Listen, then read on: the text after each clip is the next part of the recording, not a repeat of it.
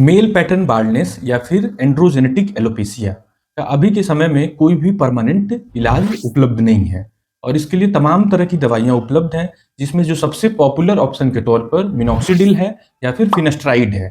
तो इसी प्रॉब्लम को सॉर्ट आउट करने के लिए डॉक्टर्स और रिसर्चर लगातार नई नई दवाइयों की खोज में लगे हुए हैं और वो पुरानी जो पहले से बाजार में उपलब्ध दवाइयाँ उन पर भी शोध कर रहे हैं कि कोई दवाई उसमें से बालों में फायदा कर जाए और तमाम तरह की नई दवाइयों को विकसित करने में लगे हुए हैं। मिनॉक्सिडिल दवाई के साथ प्रॉब्लम ये है कि ये एक कॉस्टली दवाई है। लगभग 700 से लेकर के 1200 तक के रेंज में ये बाजार में उपलब्ध है, जो कि एक बॉटल 1 महीने में खर्च हो जाता है।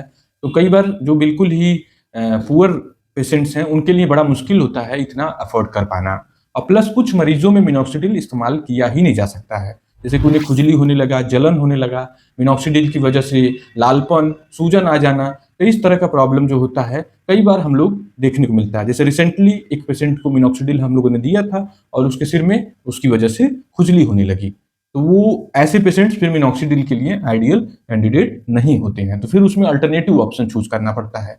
तो अल्टरनेटिव ऑप्शंस में अभी के समय तमाम तरह के ऑप्शंस मौजूद हैं, जैसे रिडेंसिल, कैपेक्सिल, प्रोकैपिल, एनागिन। तो ये सब ऑप्शंस और ज्यादा कॉस्टली हैं, 1400-1500 रुपए के रेंज में है। तो ऐसे में एक न्यू होप के तौर पर इमर्ज होकर आया है, वो है सेट्रिजिन। तो जो सेट्रिजिन की दवाई है वो लगभग हर एक व्यक्ति कभी न कभी अपने जीवन में जरूर इस्तेमाल किया होगा। खाने के तौर पर सर्दी जुकाम में हो जाता है तो आदमी सेट्रिजिन लेकर खा लेता है बाजार से। खुजली हो गई शरीर पे तो सेट्रिजिन लेकर खा लिया।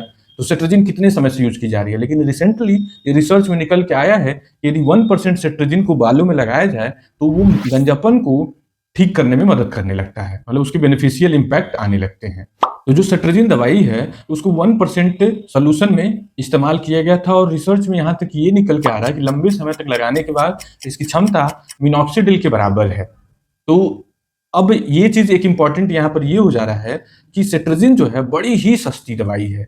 मतलब एक गोली जो है वो 2 रुपए, 3 रुपए, 4 रुपए की पड़ती है और इसको यदि एक 60 ml के बॉटल में तैयार किया जाए तो अधिकतम इसका कॉस्ट पड़ेगा 50 से 100 रुपए। तो ये एक बड़ा ही, विशेष करके जब कोई दवाई व्यक्ति को लंबे समय तक सालों साल इस्तेमाल करनी है, तो वैसे में एक कॉस्ट इफेक्टिव, एक सस्ता विकल्प मिल जाए तो ये बहुत ही बेहतर होगा। तो ये सेट्रिजिन जो होगी उसकी बॉटल की कीमत 50 से 100 रुपए तक आनी है।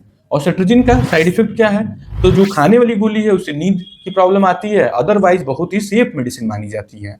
लेकिन लगाने वाले में तो और ज्यादा सेफ है, क्योंकि लगाने वाली दवाई आपके ब्लड में जानी बहुत थोड़ी सी है, तो उसकी सेफ्टी और ज्यादा बढ़ जाती है और लगाने वाली दवाई थोड़ी मात्रा में होती है। तो ये एक बहुत ही पॉजिटिव, एक्साइटिंग अचीवमेंट के तौर पर देखा जा रहा है। और रियल वर्ल्ड में जब ये लाखों करोड़ों मरीजों पर इस्तेमाल की जाएगी और यदि पॉजिटिव इंपैक्ट इसका मिल गया, तो एक तरह से कॉस्ट के मामले में और जिन जो मिनॉक्सिडिल एलर्जिक पेशेंट है उनके लिए एक वरदान सिद्ध होगा ये दवाई।